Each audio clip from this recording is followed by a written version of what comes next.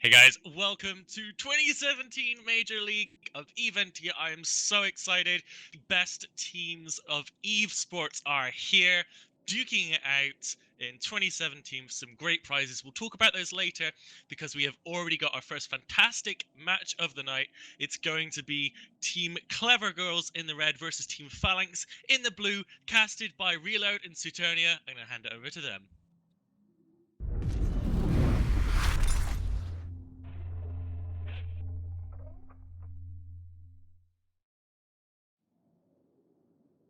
Hey guys, I'm Reload. I'm going to be commentating with Kestrel Tonia, and today we have Provi Shots versus I forgot what their names are. Oh, Flanks. it's Phalanx versus... Yeah, Flanks, yeah. No, and yeah, well, whatever the case, it's Roke, Ferox, Osprey, Corax, Merlin versus Armor Master Race. So Tonia, can we tell me what's on Team B, please? So Team B, which is Team Phalanx, I believe. Unless I'm... Oh, no, it's the CleverGirls team. Okay, so it's CleverGirls versus Phalanx. We've got, like, the wrong thing open. So, CleverGirls have brought the Armor Supremacy, Hyperion Prophecy, Extra Dragoon Tristan. Pretty standard armor comp. And on Team A, we have Rogue, Ferox, Osprey, Corax, Merlin. So it's all shields, blaster, brawler, except the Ferox though. The Ferox could be kite fit. And on the way, the shield skirmish links are up. And it looks like that Rock has instantly tackled, and it looks like it's going to be primary for the armor team. Yeah, it looks like the prophecy is the primary for the shield team. They want to get rid of that armor command burst. Once that prophecy goes down, a lot of the other ships are going to be much easier to kill, and it's probably going to be pretty impossible to break the Hyperion, while the Exeter and the Hyperion have the armor command link up. Yep, and it looks like they're going to go with the battle cruiser for the primary and Rogue for the armor team. So it's going to be a DPS race, battleship versus battle cruiser. Well, I think the Rogue is a slightly more tankier than the prophecy. He's an off armor now, and he's actually dropping pretty fast. It's going to be really interesting to see who's going to go down first. Corax is also taking a little bit of damage as well, but he seems to be stabilized, and it looks like they are just piling in, trying to kill that Rogue as quick as possible. But that prophecy is dying even through Exeter reps. Yeah, he's on his last legs. We see the Rogue is still tanking quite fine. He should be running out of XLSB pretty soon here. Now it looks like damage is now going on to the Osprey and a bit onto the Corax. Looks like the Osprey is going down. He does have an XLSB though. He might be just baiting it out right now. There it goes. That's one charge done. Yeah, it looks like what they're doing is they're actually just sending all their damage drones, or at least some of them, to the Osprey, try to knock off those free XLASB charges from the Osprey. But it seems to be working for now. But his prophecy is still alive, though. He is living to win. He's in almost in structure. That extra must be screaming at that prophecy right now, and vice versa as well. And looks like that Rogue is also in 30% shields right now, so they're both trying to tank as hard as possible. And that prophecy is about to go down. He's still hanging on, but I think his time will come soon enough. The Osprey as well, also trying to get those boosts off as well. Swarm yeah, of prophecy down. Dragoon also going down pretty soon too. Looks like Brett Thomas, the Osprey, has been forced to use most of his XLSB charges. Will he be able to stand up once this Dragoon goes down? Seems like the Rogue is also in half armor. The Rogue is probably dropping here soon. The Dragoon is living to win for now. It looks like he broke the scram that was on him, but he is still webbed.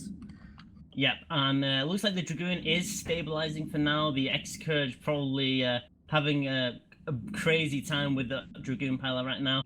Osprey also seems to have stabilized just a little, probably used a lot of its XL ASB charges, and it looks like the shield team has stabilized. I want to say they have stabilized after killing that prophecy. The Rogue is in half shield now, and Osprey isn't taking any damage. Yeah, it looks like they're testing the Hyperion's tank now. The Dragoon looks like he has kind of managed to break away. He's scrammed again. He only has half hull now, so he could go down pretty quickly if he's primaried. I'm interesting to see if Brett Thomas has reloaded his ancillary, or if he's still pretty low, because we haven't seen him use it in the last 30 or 40 seconds or so. It seems like the Rogue got the next speed charge off, and the Osprey caught him again, so he's got a big buffer again. It looks like they're still trying to take down this Rogue. Hyperion looks fine for now. Dragoon is taking damage again. I wonder if the Exco can keep him up. If he's forced to split reps between the Hyperion and Dragoon, it could be disastrous for the Dragoon.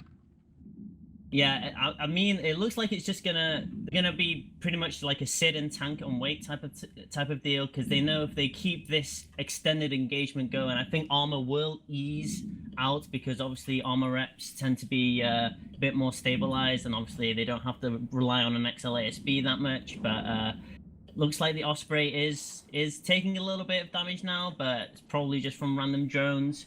Everything is still tackled. The Dragoon is also in half armor. He might get outfit. He is in a half structure. He's tackled again. Okay. Yeah, and don't forget the shield team does have that shield link. So even though armor tends to win in like a war of attrition, they have the shield burst. The armor team have lost that link prophecy already. That's also quite a few rep drones. So the Hyperion is going dangerously low here as the Roka is about to enter armor again.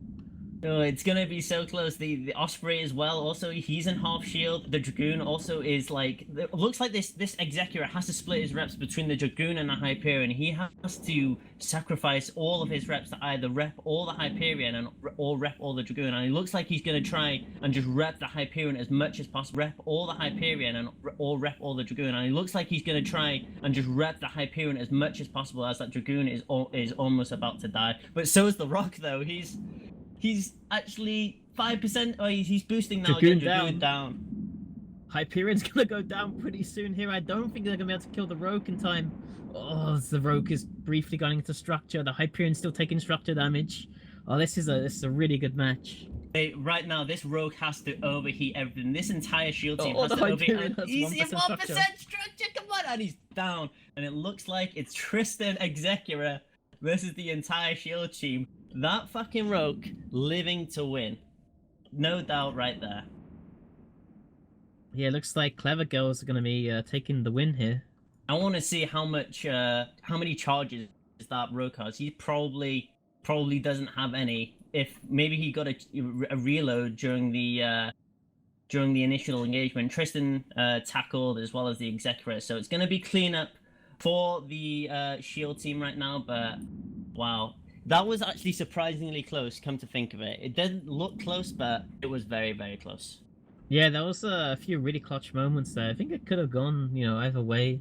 It just seems like CleverGirls just got the edge by killing the Prophecy straight away at the start, and Phalanx weren't able to get anything from it. Yeah, I definitely think the shield link definitely helped them in this scenario. I want to actually know what type of shield link was actually on the Phalanx, because obviously if it have your shield harmonizing charges and things like that, I want to see what charges that Phalanx had. Most likely shield resistance, but heyo, looks like the shield team wins this round. And we'll send it back to Poffney in the studio.